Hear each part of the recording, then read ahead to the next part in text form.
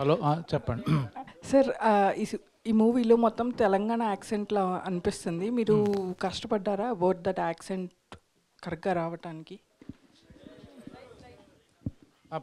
పెద్దగా అంటే ఇక్కడే ఉంటున్నాను కాబట్టి నాకు అలవాటేనండి. అంటే రెగ్యులర్గా మాట్లాడడం పట్ల స్లాంగ్ తెలుసు, నాకు ఐడియా ఉంది. ప్లస్ మా డైరెక్టరు డబ్బింగ్ దగ్గర చాలా ఒక్కొక్క వర్డ్ తన దగ్గరుండి అలా ప్రాక్టీస్ చేసి చెప్పారనమాట. అండ్ మూవీ చాలా ఫిలసాఫికల్గా అనిపిస్తుంది. సో దాని గురించి ఏమైనా చెప్తారా? అంటే అలా అనిపించింది ట్రైలర్ చూసాక. Dark comedy and philosophical which is a new genre. తెలుగులో బాగా ట్రై చేస్తున్నారు కానీ పెద్దగా క్లిక్ అవ్వని జానర్ డార్క్ కామెడీ.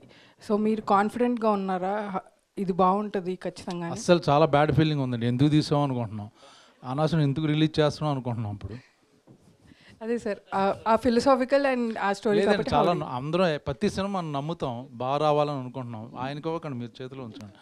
బాగా రావాలని అనుకుంటాం. సో కొత్తగా ట్రై చేయాలి అని మాకు ఒక చిన్న ఆశ పుట్టి, రెగ్యులర్ సినిమాలు చూడట్లేదు ఎవరు.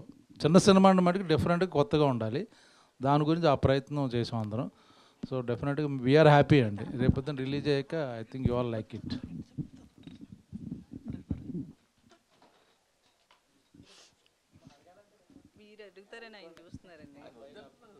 చూస్తే నాకు చాలా భయంగా ఉంది. సార్ అడిగేసంగా ఇంటర్వ్యూ అయిపోయింది కదా. అయిపోయింది యాక్చువల్గా. కానీ అది సరే కానండి, సీరియస్లీ అంటే ఇలాంటి ఒక మంచి కాన్సెప్ట్తో ఉన్న సినిమాని, చిన్న సినిమాని జనాల దగ్గర తీసుకెళ్లాలంటే ఒక బిగ్ సపోర్ట్ చాలా అవసరం. ఇప్పుడు బలగా అనే సినిమా దిల్రాజు గారి దగ్గర చేరింది కాబట్టి జనాల దగ్గర చేరింది. చాలా గట్టిగా ప్రమోట్ చేసి వాళ్ళు దాన్ని హోల్డ్ చేసి ఇవన్నీ చేయారు. సో ముందు మీరు ఆ దిశగా ఏ ప్రయత్నం చేయలేదా ఈ సినిమాకి? అంటే అలాంటి ఒక పెద్ద సపోర్ట్ని తెచ్చుకునేలాగా చాలా హ్యాండ్స్ ఉన్నాయి కదా ఇండస్ట్రీలో. అంటే ఒకటే అండి, కొంచెం దానికి తగ్గట్టు కంటెంట్, సాంగ్స్ అన్నీ బాగున్నప్పుడు, మ్యూజిక్ బాగుంది, టీజర్ బాగుంది, ఈ కూడా హెల్ప్ అవుతాయండి జనరల్గా. ఇప్పుడు అనుకోకుండా ఇప్పుడు రానా గారు హెల్ప్ చేశారు. ఈ హెల్ప్ బయట మార్కెట్ బయట అదే ఇదే మీరు ఎన్ని రేపొద్దున పేపర్లు వస్తాయి, టీజర్లు వస్తుంటాయి, సాంగ్స్ మళ్ళీ రిపీట్ అవుతుంటాయి, మ్యూజిక్ బాగుంటుంది, ఏదో కొత్తగా ఉంది. నాకు రోడ్డు మీద వెళ్తున్నప్పుడు ఒక పోస్టర్ 10 పోస్టర్లు ఉన్నప్పుడు ఈ పోస్టర్ చాలా బాగుంది, డిజైన్ బాగుంది, ఎవరిది, కొత్త వాళ్ళది అయితే ఎవరిది అని చూస్తాను నేను ఆగి. మిగతా 8 ఒకలాగే ఉంటాయి, పెద్ద స్టార్లు ఉంటే అది వేరే. సో చిన్న సినిమాలు ఇది బాగుంది, అక్కడి నుంచి నేను అనుకుంటా. మళ్ళీ నేను టీజర్ బాగుంది అనుకుంటే ఈ సినిమా చూద్దాం అనుకుంటాను. సో అదే మిగతాదంతా మీరందరూ హెల్ప్ చేసి పెట్టాలి అంతే ఈ సినిమాని తీసుకెళ్ళాలి. అంటే అందరూ దిల్ రాజులు దొరకరు కదండి, దిల్ రాజులు ఉండరు అందరూ, వేణుకున్న సపోర్ట్ అందరికి దొరకదు. సో ట్రై చేశారా? ట్రై చేయకుండా నీ మాట అంటున్నారు? ట్రై చేయలేదండి, అవసరం లేదు ఈ సినిమాకి డెఫినెట్గా. సో అది ఇది మీకు ఈ సినిమాకి మీకు సంబంధించిన వరకు పెద్ద సపోర్ట్ అవసరం లేదు అనుకుంటారు అంతే కదా? అంతేనండి, డెఫినెట్గా అంతే. మీకు మీరందరూ సపోర్ట్గా అని డిసైడ్ అయిపోయారు, మీడియా దీన్ని తీసుకెళ్తుందని, పవర్ఫుల్ కాబట్టి మీ సపోర్ట్ ఉంటే ఈ సినిమా చిన్న సినిమాకి ముందు వెళ్తుందని ఫీలింగ్లో ఉన్నాను నేను యాక్చువల్గా. మద్రాసు ఇద్దరుగా ఉన్నారు కదా ఆయన మొత్తం ఇదే పూనుకున్నారు మొత్తం ఈ సినిమాలో, అన్ని సాంగ్స్ కానీ ప్రతిదీ ఆయన సపోర్ట్ బాగా ఉంది మాకు యాక్చువల్గా. ఇంకా అలాగా మాకు రానా సపోర్ట్గా ఫస్ట్ పోస్టర్ కూడా తనే, ఫస్ట్ లుక్ తనే రిలీజ్ చేశాడు, అలాగే ట్రైలరు, టీజరు మన విశ్వక్సేన్ చేశారు. సో వాళ్ళందరూ చేశారండి, చాలా హెల్ప్ చేశారు. డైరెక్ట్ గారు నమస్తే సార్. నమస్తే. యూట్యూబ్లో చూస్తే పర్సనల్గా చూస్తున్నాను ఈరోజు. నాకు కూడా భయం వేస్తుంది కొంచెం. చాలా ఫ్యాన్ సార్ నేను. నన్ను భయపెడుతున్నాను సార్, ఇది అడగడానికి భయం. నిశాంత్ గారికి మీ అందరూ అలా చెప్పడం వల్ల నేను అడగడం నేను భయపడుతున్నాను. కొంచెం ఇదే ఉంది, కొంచెం చిన్న క్వశ్చన్ అడగండి సార్ ప్లీజ్. అంటే మామూలుగా టఫ్ కాకుండా చిన్న క్వశ్చన్ కదా, చిన్న షార్ట్గా. నేను చాలా బాగా మాట్లాడాను, అలా ఆ సినిమా బాగా వచ్చింది సార్. అంతే అదే చిన్న క్వశ్చన్ కదా, సినిమా చాలా బాగా వచ్చిందా? చాలా బాగా వచ్చింది సార్, అందుకని సరిపోయింది చిన్న question. Thank you sir, thank you sir. Brahmaji గారు, అయితే పోస్టర్ ప్రకారం చూస్తే బతికుండగానే తాతగారిని ఎత్తేస్తున్నారు, ఏంటి అసలు ఆ సీన్? అంటే కొత్త కాన్సెప్ట్ అన్నాను అందుకే. అది చూస్తే మీరు 20 ముందు మీకు రిలీజ్ ముందు మీకే చూపిస్తాం, మీకు తెలిసిపోద్ది అందుకని. అంటే ఇప్పటి వరకు పోలీస్ రోల్ కావచ్చు, ఏదో పిఏగా కావచ్చు, ఇలా చాలా రోల్స్ చేశారు, ఇది డిఫరెంట్ రోల్. అవునండి. దీని తర్వాత ఇవే రోల్స్ క్యూ కడితే ఏం చేస్తారు? నాకు ఆ అదృష్టం లేదండి. ఇది కట్ చేస్తే మళ్ళీ నేను సలార్ 2లో ఉంటాను, ఇది కట్ చేస్తే పుష్ప 2లో ఉంటాను. సో రోల్స్ మారిపోతుంటాయి, 3లో ఉంటాను, మళ్ళీ దేవరా 2లో ఉండొచ్చు, చెప్పలేం. అందుకని మా క్యారెక్టర్లు మారిపోతాయి నాకు, అందుకని చిరంజీవి గారి సినిమా అంట, అందులో కూడా ఉన్నాను.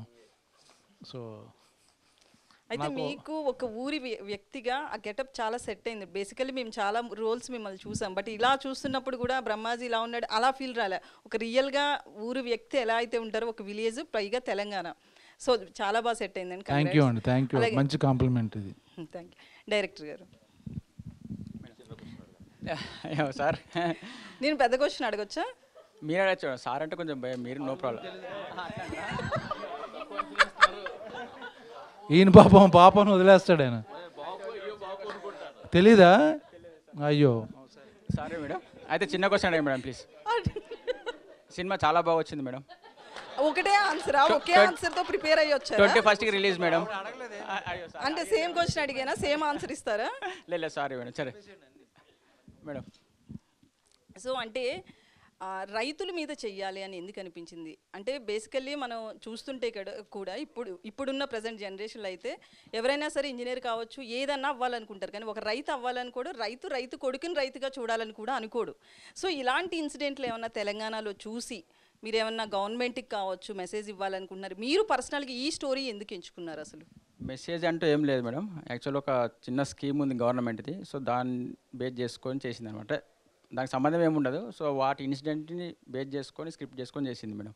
సో రైతు అని కూడా కాదు, ఒక నార్మల్ ఒక బిలో మిడిల్ క్లాస్ ఫ్యామిలీ, ఒక నార్మల్ ఒక విలేజ్లో ఉండే చిన్న ఫ్యామిలీ, వాళ్ళ స్ట్రగుల్స్, ఒక టైంలో ఒక డిసిజన్ తీసుకోవాల్సి వస్తే మొత్తం ఫ్యామిలీ మెంబర్స్ ఎంతవరకు వెళ్తారు, సో ఏం డిసిజన్ తీసుకున్నారు అనేది స్టోరీ మేడం యాక్చువల్లీ.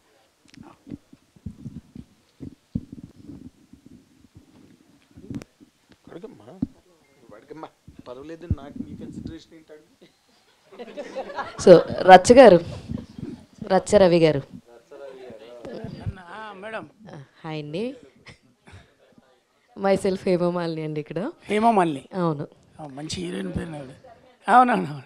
ధర్మేంద్ర ఇంకా రాలేదు, అందరు ధర్మేంద్ర కోసం వెయిట్ చేస్తున్నారు. అయితే అపార్ట్ ఫ్రమ్ దట్, ఇందులో మీరు చాలా వైలెంట్గా కనిపించారు. ఇందాక ట్రైలర్లో ఎవరినో బాటిల్ బదులు కొట్టి మరి వేసేస్తాకి వెళ్ళిపోతారన్నట్టు ఉన్నారు. ఎలా ఉంటుంది మీ క్యారెక్టర్ ఇందులో? మేడం, నేను ఎక్స్పెక్ట్ చేయలేదు. నేను ఓపెన్గా చెప్తున్నా, ఈ క్యారెక్టర్ నేను చూసుకోవాలనుకుంటున్నా. అంటే దర్శకులు మనల్ని చూసే కోణం అనేది నాకు చాలా సంతోషం అనిపించింది. అన్నది స్టోరీ విన్నప్పటి నుంచి. గులాబీ సినిమా బ్రహ్మాజన్నకి ఎంత బెంచ్ మార్కో, దాని తర్వాత ఈ సినిమా అనేది బెంచ్ మార్కులు గుర్తుండిపోయే సినిమా అవుతుంది ఆమని గారికి. మీరు నన్ను నమ్మండి, ఇది మీరు అన్నారు కదా ఇందాక, మీ క్వశ్చన్ కూడా ఆన్సర్. అంటే జనరల్గా నాకు కాకపోయినా రైతు సినిమా ఎందుకు తీసుకున్నాడని, మన సినిమా తీయడానికి రియల్ హీరోస్ కొన్ని క్యారెక్టర్స్ ఉంటాయి. అది జవాన్ అవ్వచ్చు, కిసాన్ అవ్వచ్చు, ఎప్పటికీ హీరోసే వాళ్ళందరూ కూడా. రైతు అవ్వాలనుకోడు కాదు, రైతు అవ్వడానికి ఛాన్స్ ఉండదు ఇండియాలో. ఎందుకంటే ఎక్కడైనా చెప్పుకోవడానికి నేను రైతు అని చెప్పుకుంటే ఎక్కడ అనేది చెప్పడం. కానీ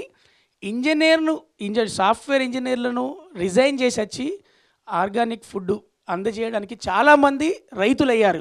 ఇప్పుడే యూత్లో చాలామంది ఎకరాలు తీసుకొని మీరు చూడబోతారు. నేను చూసే కోణంలో ఫ్యూచర్లో సాఫ్ట్వేర్ ఇంజనీర్ అని ఎంత గర్వంగా చెప్పుకుంటారో, స్టిల్ నేను ఫార్మర్ అని చెప్పుకునేటోళ్ళు చాలామంది వస్తారు, మనం చూస్తాం. అది కూడా ఒక ప్రొఫెషనల్గా ఒక ఇండియాలో మనం చూడబోతున్నాం మనం. అది నేను చూసిన కోణం అయితే అదే. ఫ్యూచర్ మొత్తం అదే. మీరు ఎంత డబ్బు సంపాదించినా ఆరోగ్యం కోసం, ఫుడ్ కోసం వెనక్కి ఎలాగైతే వస్తున్నామో, ఇప్పుడు చాలామంది అంటే నేను ఈ మధ్యలో అన్నీ తినట్లేదు, అంతే నేను డైరెక్ట్ ఇంటికి వెళ్ళే తింటున్నా అనే ఆన్సర్లు ఎలా వినపడుతున్నాయో, ఫుడ్ కోర్ట్లు ఎన్ని స్టార్ట్ అయినా ఇంటికి వెళ్ళిన తిన్న 2 ముద్దలను ఎలా చెప్తామో, మనకు అందజేసే రైతును రియల్ హీరో అని మనం చెప్పబోతున్నాం. ఈ సినిమా గురించి ఇంకొక లైనే, మీ క్వశ్చన్ అడగకుండా నేను చెప్పేది ఏంటంటే, ఇది గొప్ప సినిమా, ఇది పెద్ద సినిమా, ఇది కాకుండా ఒక రైతు సినిమా. రైతు మీ ఇంట్లో ఉంటాడు, మా ఇంట్లో ఉంటాడు, అది పెదనాన్నగా అయి ఉంటాడు, తాత అయి ఉంటాడు, లేదా మన బాబాయ్ అయి ఉంటాడు. మన సమస్య వచ్చినప్పుడు, ఒంటరి అయినప్పుడు తీసుకునే డిసిషన్ అది మరణం దారితీస్తుంది.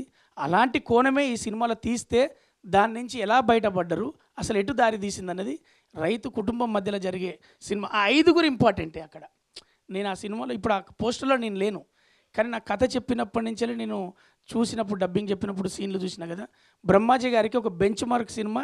ఆమని గారు అరే శుభలగ్నం తర్వాత మళ్ళీ మమ్మల్ని గుండె కత్తుకునే సినిమాలో కనపడ్డదని ఆమెకు మార్కులు పడతాయి, బ్రహ్మాజన్నకు మార్కులు పడతాయి, ఎంటైర్ ఫ్యామిలీకి మార్కులు పడతాయి. ఇవన్నీ దయన్న, ఆ తర్వాత ప్రొడ్యూసర్కు అందరికీ మార్కులు పడతాయి. ఇది మెయిన్ అవుతుంది.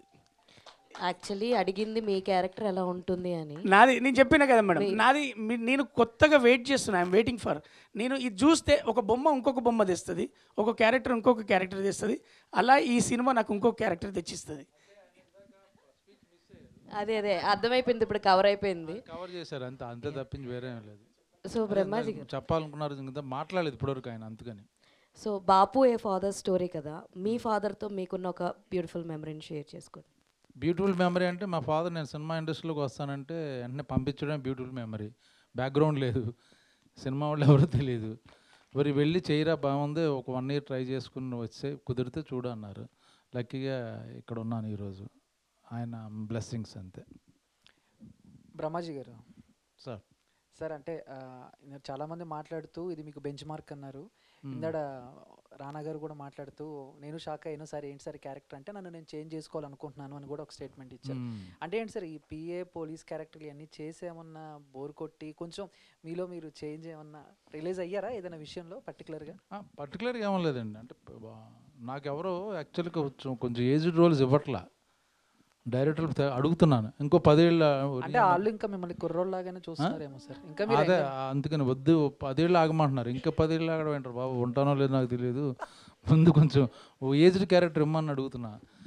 సరే వాళ్ళు అంతకు ఇష్టపట్ల.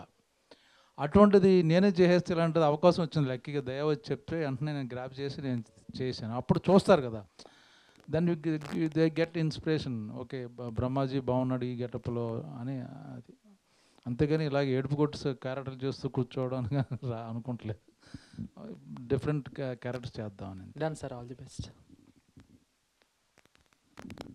బ్రహ్మాజీ గారు మీరు అంటే మీరు ఇందాక అన్నట్టుగా హై బడ్జెట్ 100 కోట్లతో తీసే సినిమాలోనే ఉంటారు అండ్ మీడియం బడ్జెట్ సినిమాల్లో ఉంటారు. You had your own mark. మంచి ఈజ్ ఉన్న యాక్టర్గా ప్రతి క్యారెక్టర్ బాగుంటుంది మీరు చేసింది. సినిమాకి హెల్ప్ కూడా అవుతాయి మీరు చేసిన క్యారెక్టర్లు. బట్ ఈ సినిమా ఇప్పుడు ఇందాక చూసిన విజువల్స్లో మీరు చాలా స్టిఫ్ పెర్ఫార్మెన్స్లో ఉన్నారు, అంటే అకార్డింగ్ టు ద క్యారెక్టర్. మీరు ఈ క్యారెక్టరైజేషన్ హ్యాండిల్ చేసిన టైంలో what are your best challenges అండి, మెంటల్గా కానీ లేకపోతే దాన్ని అడాప్ట్ చేసుకోవడంలో కానీ? అంటే ఇప్పుడు సుధాకర్ రెడ్డి గారు ఉన్నారు పక్కన యాక్టర్, ఆయన తెలంగాణ చెప్పక్కర్లే ఆయనకి, ఆయన మాట్లాడేది బ్యూటిఫుల్గా ఉంటుంది, చాలా న్యాచురల్గా ఉంటుంది, డైలాగ్ చెప్తున్నట్టు ఉండదు. ఇటుపక్క ఆమెని గారు యాక్ట్ చేస్తున్నట్టు ఉండదు. మధ్యలో నేనే కంగారు పడేవాడిని, వీళ్ళిద్దరిని బ్యాలెన్స్ చేసి చాలా న్యాచురల్గా ఉండాలి. అది కొంచెం కష్టమైంది. తర్వాత ఇంకా నా మీద దయ చూపించి కొంచెం మౌలు చేశాడు. 2-3 days తర్వాత నాకు అలవాటు అయిపోయింది. సో బాగానే చేశాను. ఇంక కష్టం అంటే కష్టం ఇష్టపడి చేసినప్పుడు కష్టం కాదండి, ఇష్టపడే చేసాం. ఈ సినిమాలో అన్ని ఫెసిలిటీస్ లగ్జరీలు ఏమి లేకుండా కావాలని అందరం ఒకే చోట ఉండి ఇంచుమించు ఒకే ఊర్లో ఉంటూ క్యారవాన్ లేకుండా సరదాగా ఎంజాయ్ చేసాం. Actually it's not a complaint. And ఇది మీరు అనుకున్నది మీకు డ్రా అయిందండి, అంటే మీ ఒక సాటిస్ఫాక్షన్ కోసం అని చేశానని చెప్పారు కదా? 100% అండి. ఇప్పుడు ఏమంటారంటే ఆత్మ సంతృప్తి అది అయ్యిందండి. రేపొద్దున రిలీజ్ అయిన తర్వాత జేబు కూడా నిండాలని, జాబ్ సాటిస్ఫాక్షన్ అని. అది మీరు అందరూ మా ప్రొడ్యూసర్ గారికి డబ్బులు ఇస్తే ఆయన నాకు ఇస్తారు. మీ క్లెయిమ్ బాగుంది. All the very best. Thank you. Team అంతటికి గుడ్ లక్ అండి. ఈ సినిమా బాగా ఆడాలి. థ్యాంక్ యూ అండి.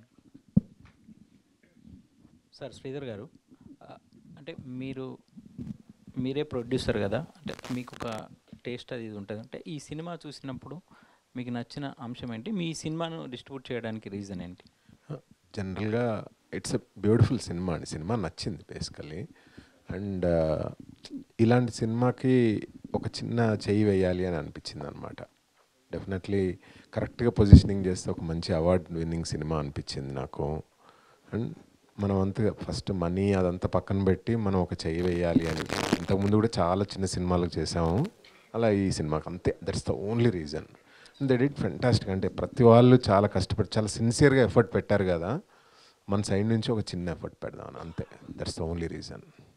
సుధాకర్ రెడ్డి గారు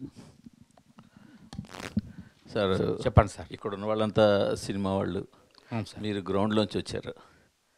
ఈ కథ కూడా గ్రౌండెడ్ స్టోరీ. అవును సార్. విలేజ్లో ఇలాంటి పరిస్థితిని, ఇలాంటి సంఘటనని ఎప్పుడైనా చూసారా మీరు?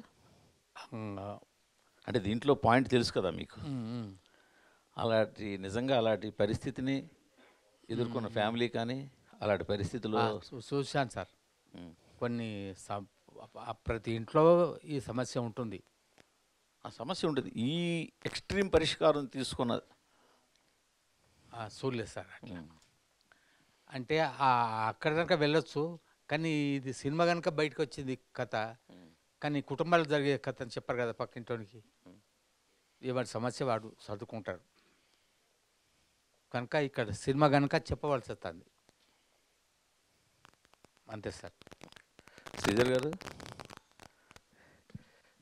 మీరు చాలా బ్రహ్మాజీ గారిలాగే మీది కూడా లాంగ్ జర్నీ. డైరెక్షన్ చేశారు, ప్రొడక్షన్ చేశారు, అన్నీ చేశారు. ఈ మధ్యకాలంలో బాగా స్లో అయ్యారు. పైగా మీ ప్రొడక్షన్లో ఉన్న సినిమాలు కూడా బాగా ఆనంద్ దేవరకొండతోటి అలా మెల్లిగా ఉంది. మెల్లిగా ఏం లేదండి, అయిపోయింది సినిమా. ఇంకొక 12 days of shoot is there అంతే. 12 days ఉంది, బట్ మరి డేట్ అది ఇంకా ఎప్పుడైనా వస్తాయి, అన్నీ వస్తాయి. మీకు తొందర ఎక్కువ.